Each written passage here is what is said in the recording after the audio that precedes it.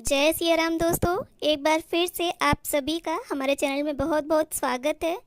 और आज मंगलवार है। आज की वीडियो में मैं आप सभी के साथ शेयर करूंगी कि अगर आप मंगलवार का व्रत रहते हैं तो जो उसका उद्यापन है वो किस प्रकार किया जाता है। तो देखिए, आप कोई भी व्रत रहते हो, किसी भी वार का व्रत रहते हो, तो जितना महत्व व्रत का होता है उतना ही महत्वपूर्ण उद्यापन होता है। और बिना उद्यापन किए किसी भी व्रत का आपको पूरा फल नहीं मिलता। जब तक आप उसका उद्यापन नहीं करेंगे तब तक आपको उसका पूर्ण फल जो है वो प्राप्त नहीं होता है। तो इस वीडियो में मैं आपको उद्यापन के 2 तरीके बताने वाली हूँ। तो देखिए, जितने भी व्रतों का आपने संकल्प लिया है, जैसे 11 व्रतों का लिया है, तो 12वें मंगलवार को आप उद्यापन करेंगे। और उद्यापन वाले दिन भी आपको जिस प्रकार हर मंगलवार को पूजा करते हैं उसी प्रकार से आपको पूजा करनी है। और आप चाहें तो अपने घर के मंदिर में भी इस पूजन को बड़ी ही सरलता से कर सकते हैं। देखिए, आपको हनुमान जी का वो चित्र लेना है जिसमें श्री रामचंद्र जी भी हो, या आप चाहें तो अलग से भी श्री राम जी की स्थापना कर सकते हैं। गणपति जी की भी स्थापना हमने कर ली है, दीपक भी प्रज्वलित कर लिया है। और इस प्रकार से फूल और गंगा जल की सहायता से हम जल का छींटा देते हुए भाव रूपी स्नान करा लेंगे। तो इस प्रकार से देखिए, ऑरेंज सिंदूर आता है, हनुमान जी की पूजा में यही चलता है, तो मैं इसी का प्रयोग कर रही हूँ। और सबसे पहले देखिए, श्री रामचंद्र जी का पूजन करेंगे, क्योंकि अगर श्री रामचंद्र जी का पूजन नहीं होगा हनुमान जी की पूजा में तो वो पूजा हनुमान जी स्वीकार नहीं करते हैं। तो आपको श्री रामचंद्र जी की पूजा जरूर करनी है। और देखिए, लाल रंग का फूल, धूप, घास मैंने गणपति जी को समर्पित कर दिया है और जनेऊ अर्पित कर देंगे। और अगर आप चाहें तो कलश की भी स्थापना कर सकते हैं, लेकिन कलश स्थापना इसमें ज़रूरी नहीं होती है, लेकिन अगर आपकी इच्छा है तो आप कर सकते हैं।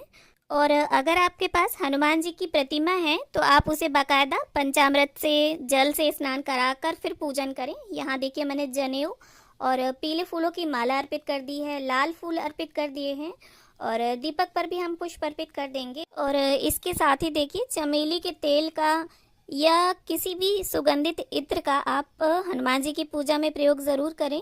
और देखिए, कई लोगों के मन में ये शंका रहती है कि क्या हनुमान जी का पूजन स्त्रियां कर सकती हैं, या स्त्रियों को हनुमान जी के व्रत रहने चाहिए या नहीं रहने चाहिए मंगलवार के।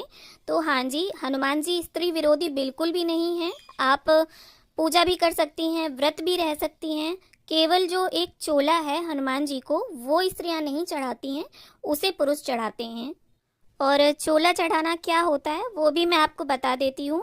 तो जो ऑरेंज सिंदूर होता है उसमें चमेली के तेल को मिलाकर हनुमान जी की मूर्ति में ऊपर से नीचे तक जो लेप किया जाता है उसे चोला चढ़ाना बोलते हैं। तो अब बात आती है भोग की। तो देखिए, भोग की इसमें बहुत ज़्यादा विशेषता है। तो देखिए, जिस तरह के आपने व्रत किए हैं, जैसा भी खाकर आपने व्रत किया है, उद्यापन वाले दिन भी आपको वैसा ही भोग रखना है। और वैसे तो ज़्यादातर चूरमे के लड्डू की प्रधानता मानी जाती है मंगलवार के व्रत में। तो आपने जो भी व्रतों में खाया हो, चूरमे के लड्डू, बूंदी या बेसन के लड्डू, जलेबी, वही आपको भोग में रखना है। और वही आपको उद्यापन वाले दिन भगवान को भोग लगाने के बाद 10 से 15 वर्ष तक के ब्राह्मण बालक जो होते हैं ना, उनको ये लड्डू या जो भी आपने खाया है उन्हें आप वितरित करें। उन्हें अपने घर में पहले तो आमंत्रित कीजिए और ये लड्डू उन्हें भोजन खिलाइए। और अगर आपने नमक वाला भोजन किया है व्रतों में, क्योंकि कई बार लोग बिना नमक के नहीं रह सकते हैं, कई बार स्वास्थ्य संबंधी परेशानियों की वजह से व्यक्ति को नियमों में थोड़ा हेर फेर भी करना पड़ता है, पर ऐसी कोई बात नहीं। स्वास्थ्य और शरीर जो है वो जितना साथ दे उतना ही करना चाहिए। तो आप उन लड़कों को नमक का खाना खिलाएं जैसा आपने खाया हो। मीठा खाया हो तो मीठा खिलाएं, नमक का खाया हो तो नमक का खिलाएं, और उसी हिसाब से आप उद्यापन करें। तो अब बात आती है कि उद्यापन में आपको दक्षिणा क्या देनी है। तो आप देखिए, उन्हें पहले तो भोजन कराएं, उसके बाद उन्हें लाल रंग का सूती अंगोछा या टॉवल दान में दें, और साथ में यथासंभव आप दक्षिणा रखें। और देखिए, जितने मंगलवार का व्रत आपने किया है वैसे तो उतने ही बालकों को बुलाकर आपको भोजन कराना चाहिए। जैसे कि मैं बताती हूँ कि आपने अगर 11 व्रत किए हैं तो आपको 11 ब्राह्मण बालकों को बुलाकर भोजन कराना चाहिए। और अब बात आती है कि अगर ब्राह्मणों के बालक इतने ना मिलें तब क्या करें। तो देखिए, जितने बालक आपको मिले आप उन्हें ही भोजन कराकर दक्षिणा दे दें। इससे भी आपका उद्यापन फलीभूत होगा और आपको परम पुण्य की प्राप्ति होगी। अब देखिए, कई लोगों के मन में ये प्रश्न होगा कि ज़रूरी तो नहीं है कि हम ब्राह्मण बालकों को ही बुलाएं, गरीब बच्चों को भी तो बुला सकते हैं। तो हाँ जी, आप बिल्कुल गरीब बच्चों की मदद कर सकते हैं, करनी भी चाहिए, उन्हें बुलाएं, खाना खिलाएं।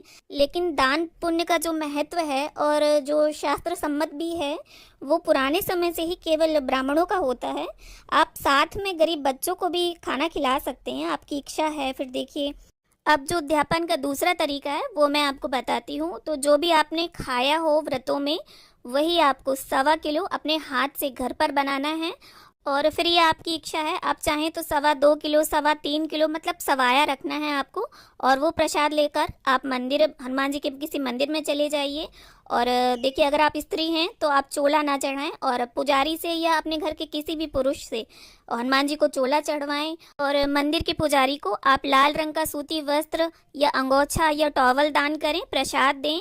और ये जो प्रसाद आपने चढ़ाया है हनुमान जी को, ये आप ज़्यादा से ज़्यादा वितरित करें, कोशिश करें बालकों को ये प्रसाद ज़्यादा दें।